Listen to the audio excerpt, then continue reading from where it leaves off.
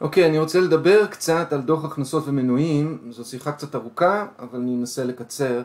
הרבה פעמים בעל הסטודיו רוצה באופן טבעי לראות את החשבוניות שלו, וגם לקבל איזשהו חיתוך לפי החשבוניות, לפי הכנסות מסוימות, מה שלפי איזה קורסים הלקוחות היו, איזה מנויים או איזה סניפים הלקוחות שייכים. ובחשבוניות זה די קשה לקחת את החשבוניות ולמיין אותם. המענה של תזמן נמצא בדוחות, בדוח שנקרא דוח מכירת מנויים ומוצרים.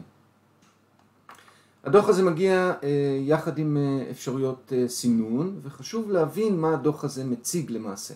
קודם כל אני ארחיב, הדבר הראשון שעלול לגרום לתצוגה חלקית בדוח הזה, זה שתאריך היצירה שנפתח הוא ברירת מחדל. בתחילת חודש אנחנו רואים את אוגוסט, למשל עכשיו אוגוסט, אז עוד אין לי שום עסקה פה, אבל אם אני ארחיב את זה אחורה, אני אוכל לראות תקופות אחרות. למשל מאפריל, אם אני אעשה סינון, אז אני אראה את כל התוצאות שהיו אחורה. עכשיו, אלה לא החשבוניות. השורות שהדוח הזה מרכז, אלה בעצם השורות שמופיעות, המנויים של הלקוחות או התשלומים של הלקוחות שמופיעים ללקוח בהיסטוריית התשלומים שלהם. לכל לקוח יש פה שורות, וכל פעם ששורה נוצרת כאן, בהיסטוריית התשלומים, אז השורה הזאת מיד, יחד עם התאריך שלה ויחד עם המחיר שלה, מופיעה בדוח.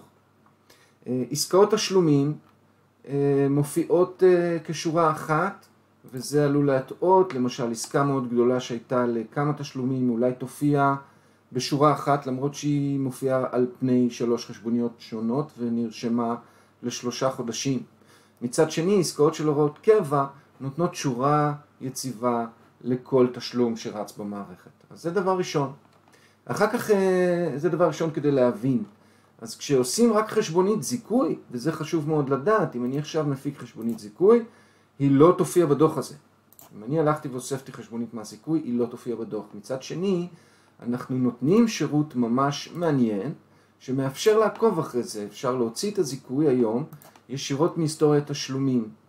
כשאני ארצה לזכות איזשהו תשלום ללקוח, אני אוכל לגשת לתיק האישי שלו, ועל ידי ההמבורגר יש לי פעולה של זיכוי. את הזיכוי הזה אני יכול לזכות פלוס חשבונית מס זיכוי. כמובן, הדגש הוא שהזיכוי הזה לא עושה את הזיכוי בפועל וצריך להיכנס למסוף ולעשות את הזיכוי.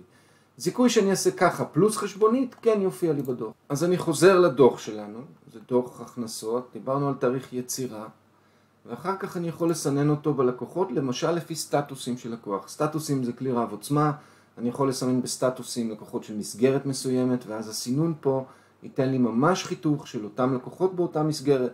זה טוב מאוד אם יש לי סניפים שונים עם לקוחות, בסניפים שונים, פשוט לסמן את הלקוחות בסטטוס, והסינון פה ייתן לי חיתוך.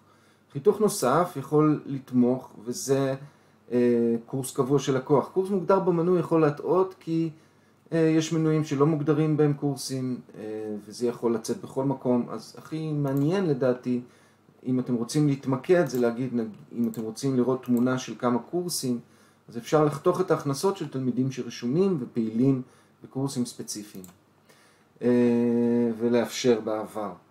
אני יכול, בואו נראה מה עוד יש לנו כאן.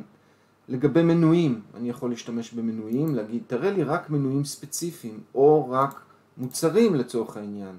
הדוח הזה משמש, והוא מאוד חשוב כשמוכרים מוצרים, כי זה הדוח שייתן לכם, נגיד דוח על לקוחות שקנו חולצות או מכנסיים, או כל מיני מוצרים ספציפיים. אפשר להשתמש גם בקטגוריות של המנויים כדי לעשות משפחות של מנויים, כמו שיש משפחות או קטגוריות של קורסים. יש לכם משפחות של מנויים, ואז תוכלו לעשות, נגיד לפני קייטנה, תוכלו לראות בבת אחת לכל תקופת הקנייה של קייטנה, רצף של רכישות ודוח מסודר.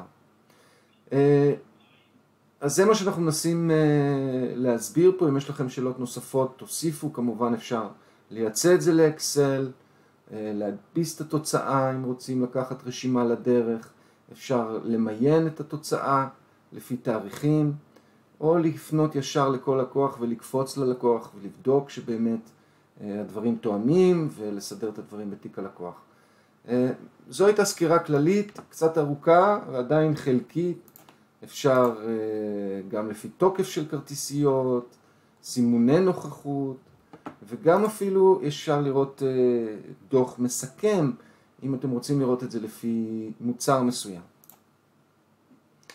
אז זה בערך האפשרויות, תשחקו עם זה ותגיעו לתוצאות שיהיו לכם מועילות.